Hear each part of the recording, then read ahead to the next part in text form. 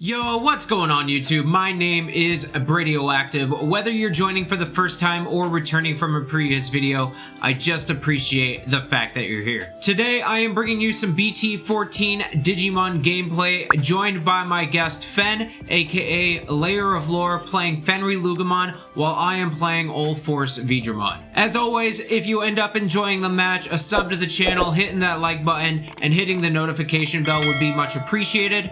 Of course, I encourage you to check out the social links for both myself and Phenn in the description below. And if you would like to catch me playing the Digimon card game live, the link to my Twitch channel will be in the description as well. But without further ado, let's get into this game. So I'm gonna hatch the new Boogamon egg from BT14, which grants my Digimon jamming if my opponent does not have a Digimon with equal or greater sources than it. But unfortunately, I do not open a rookie and opt to just hard drop the brand new Joketo here. Admittedly, it's been a few days since I'm doing this commentary and this video is recorded, but I'm pretty confident my logic here was I just wanted to establish tamers early in the event that I do draw into my necessary Digimon pieces. That way the tamers are on board for Ulforce to bounce a big threat if I get into it. Phenn's going to kick off her turn here, hatching the brand new Bowmon that allows itself to digivolve into a Dark Animal or SOC traded card that you trash from hand. Goes into the brand new starter deck Gabumon that start of main will gain you a memory if your opponent has a Digimon in play, and Inheritable allows you to draw a card and trash a card from your hand, playing into the Bowmon's Inheritable. Phenn then opts to play Analog Youth here, which allows her to search the top 3 cards of her deck and add a Digimon among them to the hand, trashing the rest. That trash is incredibly useful in FenriLoogamon particularly because you want to start getting Digimon in there for Fenri to play off its own effect. IG being there is great too because Lugamon's effect will just recur from trash and put it into its sources at start of main. She does take the HellLoogamon there and then plays Wisdom Training, which will reveal the top 2 cards, adding any purple card among them to her hand and bottom decking the other one. She takes the new Fangmon there. I remember telling Phenn that if the game loved me, this card I drew would be a rookie. Unfortunately, it's a Leomon that I just opt to hard drop. At worst, it's some defensive utility. At best, it's either a card I can evo up on top of or use for chip damage myself, and also gains me memory and draws me a card later on. Phenn, kicking off her turn at 5 memory, is going to promote the Gabumon from raising, gain a memory from its start of main effect, and then goes ahead and digivolves into the Fangmon that she picked up earlier off that Wisdom Training. Fangmon on attack is going to allow her to return a purple card from her trash to hand and then trash a card from her hand as well. So she is going to go ahead and declare an attack at security with the Fangmon here, triggering the Gabumon's Inheritable effect first to draw a card and trash a card from her hand.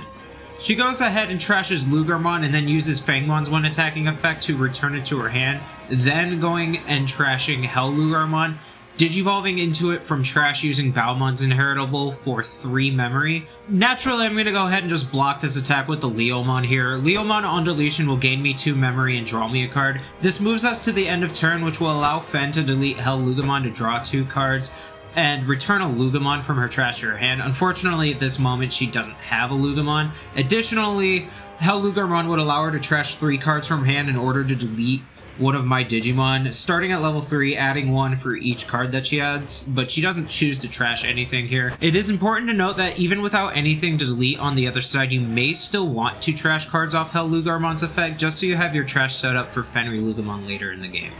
Phenn then goes ahead and activates Analog Youth's effect, gaining her a memory since a level 5 with sources which deleted and hatching her new egg, continuing her turn. So of course she hatches Bowmon and then goes ahead and evos into another starter deck Gabumon.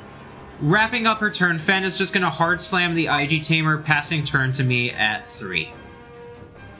Starting off my turn, I finally see a rookie, go into a Gomamon in the back, go into Veedramon, and then play out the BT14 Vmon, which searches the top 3 cards in my deck, taking me a Blue Tamer and a Veedramon, and I take the Rina Shinomiya here. Dropping the Vmon here is slightly scary because Phenn is now in prime position to pop up with Fenri.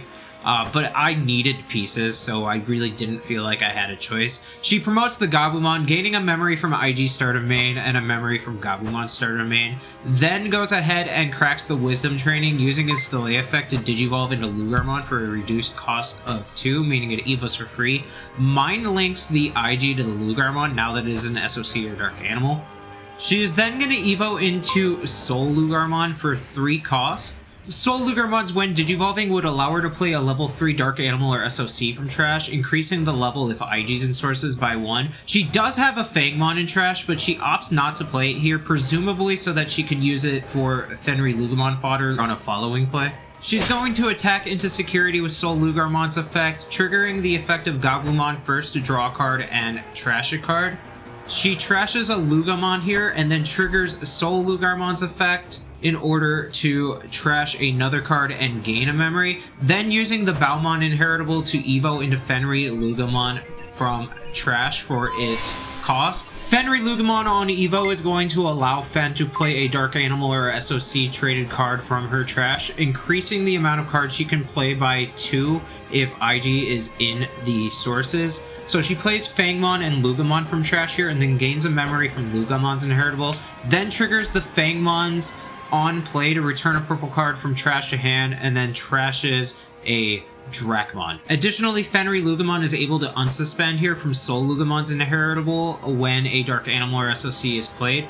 Finishing off the chain of effects, Phenn is going to trigger the Alliance from IG's inheritable, suspending the Fangmon in order to give FenriLoogamon 4k DP and an additional security check. While the memory gauge is actually going to pass over 0 on my side, the turn will not end because FenriLoogamon has an additional effect that changes the turn end condition into your opponent having 3 or more memory. Now that Phenn and I are done discussing whether or not I know how to do basic math properly, we can do the security checks. She reveals a Gomamon and an FenriLoogamon, which means that Fenri is safe. FenriLoogamon is going to declare an additional attack on security. It can delete a level 3 Digimon, increasing the level it can choose for every Digimon she has in play in order to restand, so she deletes my Vmon, then uses Alliance to suspend the Lugamon, giving the Fenri an additional plus 1k DP and security check. She hits a Vmon in security and then checks a Joe. Joe will play itself from security and on play strips a source from under one of her Digimon, so I go ahead and select the Soul Lugamon from under Fenri here.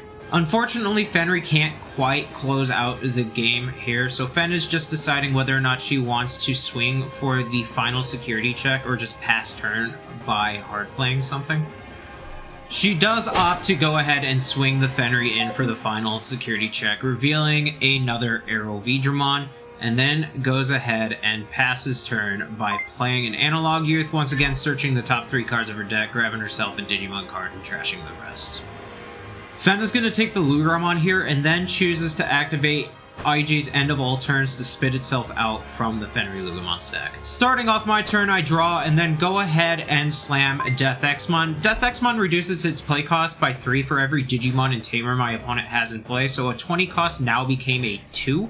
Death Exmon then de-Digivolves all of my opponent's Digimon by 1 and deletes all level 4 or lowers. This is the reason that on the last turn when Joe popped out of security, I chose to strip the level 5 from the FenriLoogamon stack because I knew if Phenn didn't close out the game that turn, I could cause a board wipe. I then passed turn by Digivolving into Zudomon Ace in the back. Naturally, I would rather this be Arrow V, but I just wanted a level 5 there to go into Ulforce on the following turn. Phenn hatches Baumon, then goes ahead and Digivolves into Dracmon. She then Digivolves the Dracmon into a Lugarmon. She then passes turn on a Mist Memory Boost, which trashes the top 2 cards of her deck, draws her a card, and then places itself in the battle area, allowing her to trade it in for 2 memory later on. Going into my turn, I promote the Zudomon Ace, swing it into security, knowing it should be relatively safe since I have jamming from the Bukamon, check into a Fangmon. I then go ahead and Digivolve into an UlforceVeedramon for 4, activating UlforceVeedramon's effect to play Rena. Rena will give Ulforce blocker evade, Ulforce will restand when a blue Tamer is played, and then I'll gain a memory from Veedramon's inheritable in Rena. I'm then going to go ahead and swing with the Ulforce, suspending Rena to re-trigger the when Digivolving to play an additional Rena and gaining a memory from that Rena. And then I go ahead and just Do it again. Swing an Ulforce in, activating the arena effect to play another arena, gaining a memory from that arena, restanding the Ulforce, swing in the Ulforce, suspend the arena in order to play another arena that is definitely not Joe, unsuspend the Ulforce, check another security card, and then do the absolute most unnecessary play here, evoing into an Ulforce for 1, unsuspending the arena, swinging the Ulforce in, suspending the arena, unsuspending the Ulforce, and swinging for game, and who needs to breathe? Holy crap, that was a lot. That is definitely a lesson in how quickly the turn can tables in Digimon.